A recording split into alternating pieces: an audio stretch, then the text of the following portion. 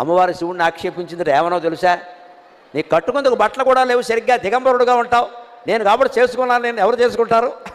పులితోలు కడతావు, ఏనుగుతోలు కడతావు, ఇంకేం లేవు, రెండే బట్టలు. మరి అంతే కదా, ఎప్పుడు పులితోలు లేదా ఏనుగుతోలు, ఏనుగు చర్మం పులి చర్మం, ఇకపోతే నువ్వు కట్టుకునేందుకు ఏం లేదు ఇక్కడ అందుట. అంటే ఆయన అన్నట్ట, పులితోలు ఏనుగుతోలు రెండు దాచిపెట్టాయి, నేను ఏం కట్టుకుంటానో నీకు చూపిస్తాను అన్నట్ట. ఈవిడ కావాలనే పులితోలు ఏనుగుతోలు అయ్యవారికి దొరకకుండా చేసింది. ఈవిడ స్నానం చేసి వచ్చింది కైలాస మానస సరోవరంలో. ఆ తువ్వాలు ఉంటుంది కదండి, అమ్మవారు తుడుచుకున్న తువ్వాలు, అది ఆరేసింది అక్కడ. ఆయన వెంటనే దాన్ని ధరించాట వస్త్రంగా. అమ్మవారు స్నానం చేసి తుడుచుకున్న తువ్వాలని శివుడు ధరించాడు. అదేమిటి అంటే, ఇది అచ్చం పులితోలు ఏనుగుతోలు రెండు కలిపినట్టుగా ఉంది అన్నట్టు. ఎందుకని?